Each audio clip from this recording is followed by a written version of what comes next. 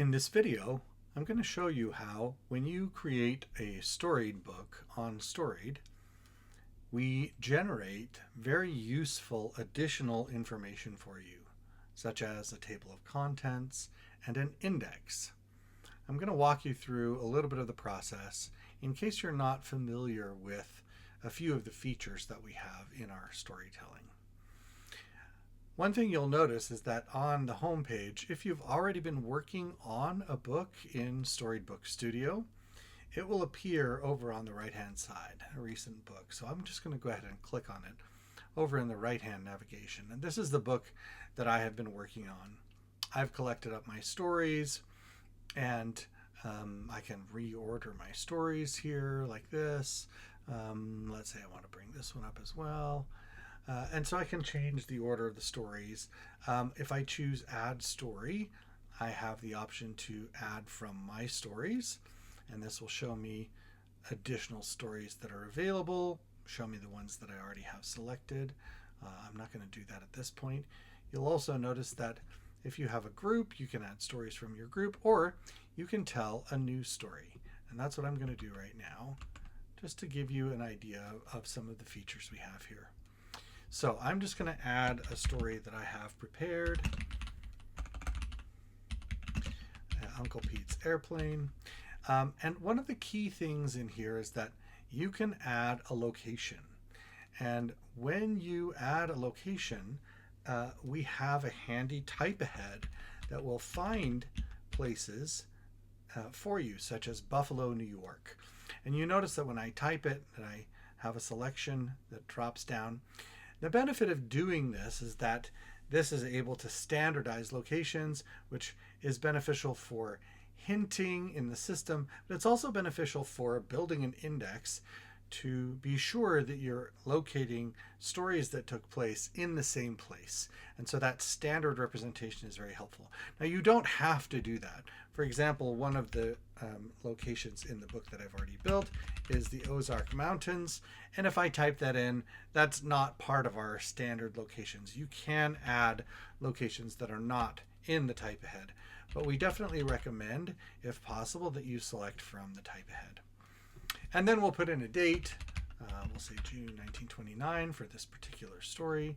And I already have the story prepared elsewhere, so I am just going to copy and paste my story in here. Now, we can also add media. You can add up to 100 items. If you choose add from scrapbook, it will show you media items that you've already uploaded. In this case, however, I want to upload a couple of new items, so I'll cancel that and click on Upload New. And let me find where I have those saved. I believe they are in here. There we go. Okay, open those. And I have a couple of old vintage photos of airplanes. And then I'll click Next. Now, on this page, you'll notice that you can also tag people, and these are people in your tree. Now, you can also add new people in here who are not part of your tree. So for example, if you're telling the story about a football coach or something like this, you could add that person and indicate their relationship to someone in the story.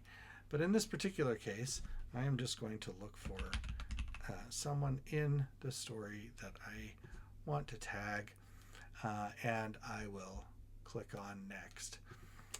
And that will feed into the index, and I'm just going to go ahead and make this story private for now. You have the option of making it public or private, and if you have a group, you can share it with groups. You'll see that in other videos. And I'm going to click Done, and you'll see that the story was created successfully, and it's down here at the bottom. Now, in this case, I actually want it to come up here to that spot in the book, and now I'm satisfied with my book. Now, before you actually order your book, of course, you're going to want to see what it looks like. And so here we have the book preview. And I'll click on the book preview to show you all of the things that Storied does behind the scenes for the book. And you'll see that this may take a few minutes. So while it's building the preview, I want to explain what's happening here behind the scenes. This is collecting up all of the stories and formatting them exactly the way that they will appear in your printed book. It's calculating all of the page numbers so that we can add them, so that you're free to rearrange the order of your stories without having to worry about the page numbering. That's taken care of for you. We also generate QR codes so that you can scan a QR code on a story and go and see the digital version, which may include other media, audio, or PDFs, or additional images beyond what is printed in the book. It's also generating a table of contents at the beginning of the book and 2 indexes at the back of the book. An index of locations that appear in the book and an index of people that appear in the book. And if you have ever tried to create a book yourself, you know that that can be a very time-consuming process to go and list out all of the people or all of the locations that you might have mentioned in the stories, and then figure out which page numbers they're on and going and adding that index. And that's what's happening here in the background on your behalf. And that's why using our location type ahead and selecting people from your trees is really beneficial in helping us build this index for you. Now, this is the interior of the book, so you're not seeing the cover of the book, but this is showing you what that interior is looking like. We have some front matter about how to use the book. One of our new features that you can see here is the option to include your family tree, and there's also a QR code to see more of the family tree. And here's the first item that I mentioned, which is this table of contents that gets generated, so you can see which page in the book each story starts on. We also ensure that you have a good experience when the book is open with the stories that have images, always starting with the images on the left-hand side. So you have a nice spread of image on the left and the stories start on the right. And so you'll see that we add some pages where needed to allow that to happen. So we have the next story that starts on with images on the left. And you can see that we have single photo layouts and we have dual photo layouts. And if you have additional photos, those are available by scanning the QR code and looking digitally at the story online. And of course, online you can also see other things like social things like likes and comments on the story.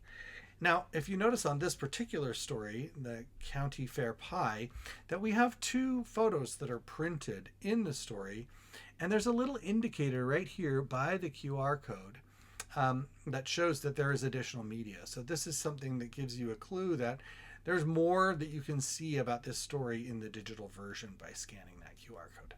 Now I'm going to scroll down quickly through the rest of these stories, and I'm going to get down to the indexes. I want to show you what those look like. So here's the first index, and this is an index of people.